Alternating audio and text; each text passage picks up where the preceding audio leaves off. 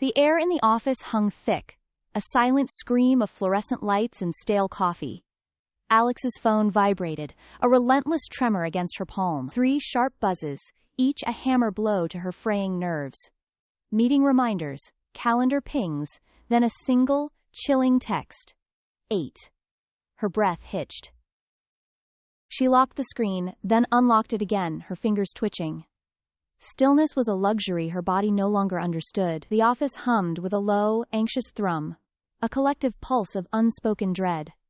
Somewhere, the printer wheezed, a mechanical sigh of nothingness. Alex was halfway through crafting an apology email, a desperate plea that felt more like a dare, when a voice sliced through the tension. "You're pacing again."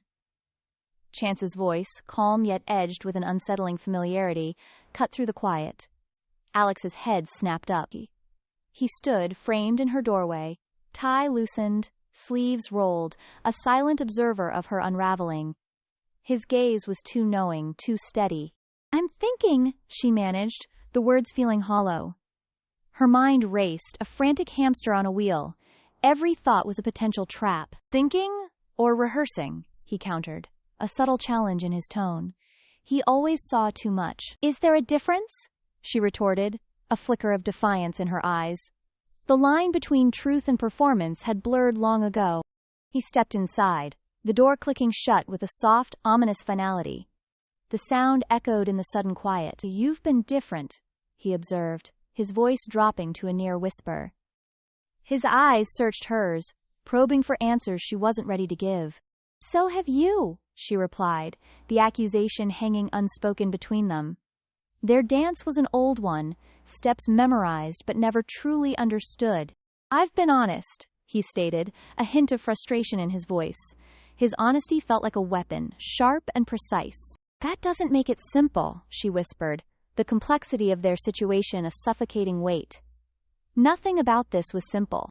He leaned on her desk, his presence a heavy anchor in the room. His gaze lingered on her face, studying it like a cryptic map with missing streets, searching for the hidden pathways. "There's something I need to ask," he began, his voice low and serious. "Don't," she pleaded, a desperate whisper. She knew the question, felt its icy tendrils already coiling around her heart. "Then answer the question you're trying not to hear," he pressed, relentless. He wouldn't let her escape. Her phone buzzed again, a jarring vibration. 8. The single word pulsed on the screen, a silent threat. She flipped it face down, as if hiding it could erase its existence. "Do we have to do this now?" she asked, her voice barely a tremor. "It's already happening," he said, his eyes never leaving hers. The truth of his words hung heavy in the air. Suddenly Alex stood, the abrupt movement sending her chair scraping back. The blinds, half drawn, threw slanted shadows across the carpet, like bars of a cage. "Walk with me," she commanded, needing to move, to escape the confines of the room. In the hallway, they walked side by side, a strange, tense ballet. They exchanged half-sentences about HR policies, the upcoming lunch break, quarterly projections, anything, everything, to avoid touching the raw, festering wound of the real topic. The elevator doors hissed open, a metallic sigh. They stepped inside, facing forward, their reflections ghostly in the polished steel. "Where are we going?" Chance asked, his voice a low rumble. The silence of the ascent was deafening. "The roof," she replied, her gaze fixed on the rising floor numbers. The higher they went, the more exposed she felt. "To jump?" he quipped, a dark humor in his tone. A nervous laugh escaped her lips. "To breathe," she corrected, though the air felt thinner with every floor. The pressure in her chest intensified. The elevator climbed, a slow, agonizing crawl. Their reflections hovered in the steel, distorted and distant. "Is he here?" Chance asked, his voice barely audible above the hum of the machinery. The question hung in the air, heavy and unspoken. She didn't answer. Ding the roof. The doors slid open, revealing a vast expanse of sky. A sudden gust of wind tugged at her hair, whipping it loose around her face. The city skyline stretched before them, a jagged graph of disasters that had somehow, impossibly, stayed standing. It mirrored her own precarious balance. "Talk to me," Chance urged, his voice softer now, laced with a desperate plea. He stepped closer, his hand hovering near her arm. I am, she insisted, though her words felt like a performance. Every syllable was carefully chosen, a shield against vulnerability. No, you're performing, he countered, his eyes piercing through her facade. He saw the cracks, the fear. Fine, she conceded, the word a bitter taste on her tongue. The wind whipped around them, a cold embrace. I'm scared. Of what? He pressed, his voice gentle but firm. He wouldn't let her hide. Of choosing, she confessed, the words tumbling out. Of being chosen. Of getting it right and it's still going wrong. The weight of her dilemma was crushing. I don't want perfect, he said, his voice raw with emotion. He reached out, his fingers brushing her arm.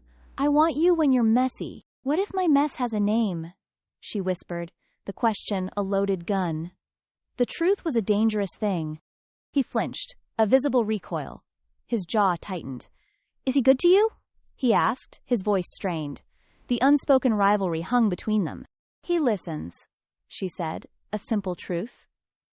His presence was a quiet comfort, a stark contrast to Chance's intensity. I listen, Chance countered, his voice rising slightly. A desperate plea for recognition. You try to fix, she explained, the difference a chasm between them. He wanted to solve her, not just be with her. Because I'm in it, he argued, his voice thick with emotion. His involvement was a tangled web, pulling them both deeper. Her phone vibrated again, a relentless pulse. 8. The word was a constant, chilling reminder. Tell me what you want, he pleaded, his eyes searching hers. 5 minutes without a decision, she whispered, a desperate wish. The pressure was unbearable. You won't get it, he said, the harsh reality of their situation. The clock was ticking. She told him there was a file he needed to see. The words were a desperate gamble, a last resort. Back down in the elevator, the descent felt faster, more urgent, through the bullpen, a blur of faces and cubicles, into her office. The fluorescent lights seemed to hum louder, casting long, distorted shadows.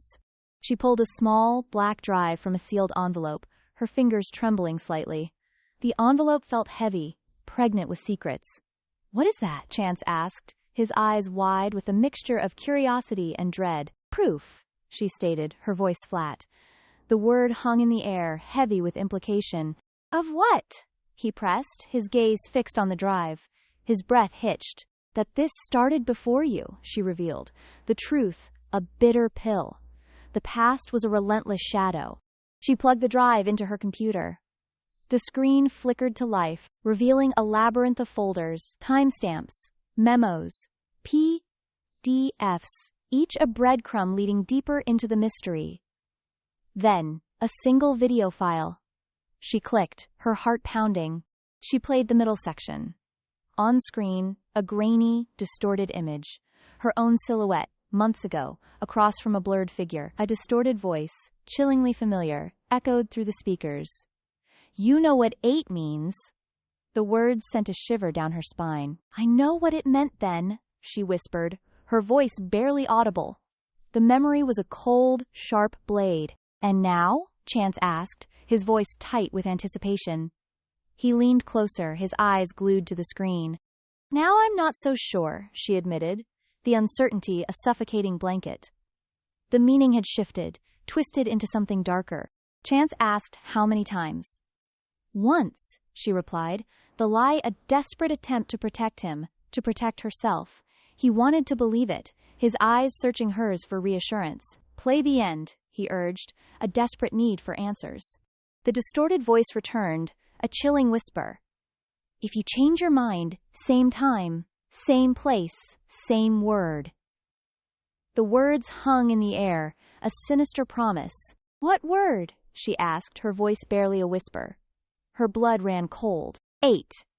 The single word resonated, a final, terrifying confirmation. She stopped the video, the screen going black. The silence in the room was deafening. He's always here, she said, the realization a cold dread. He was a ghost. A shadow. Always present. Chance asked if she wanted to go floor by floor to find him. A desperate, futile suggestion. She ignored it, her mind racing. She opened an audio memo. A recording of her own voice. Her recorded voice, calm yet laced with a desperate resolve, said, "If you're listening, it means I'm about to do something brave or stupid." She admitted the truth. The confession, a heavy weight lifted from her chest. She'd been talking to both men. One out loud, the other in silence. A dangerous game of shadows and whispers. Her phone lit up. A sudden, blinding flash. A new text. 8. Tonight. The message was a direct challenge, a summons. Chance said to say no, his voice urgent, pleading. She tried, her fingers hovering over the keyboard. Deleted. Typed. "We should stop," and sent it. A desperate attempt to sever the ties. An instant reply. The screen glowed with a chilling message. "If you're sure, come say it to my face." There was no escape. She grabbed the black drive, her fingers closing around it like a lifeline. She headed out, a grim determination etched on her face. Chance followed, a silent, protective shadow. The subway was a blur of motion and strangers, a chaotic rush towards an unknown fate. They arrived at the office tower, a towering monolith of glass and steel. The lobby was deserted, the silence unnerving. They rode the elevator to a near-empty floor, the air thick with anticipation. The silence was broken only by the soft hum of the elevator. At the conference room door, a shadow moved inside, a fleeting glimpse of something unseen. Her phone vibrated, a final, chilling message. "Before you come in, answer one question." Her heart pounded. She typed, "What?" The reply came instantly. "Do you trust him?" She hesitated, her fingers hovering over the screen. The question was a trap, a test. She typed, "I'm trying." 3 dots appeared, then vanished. Then, a single, ominous word.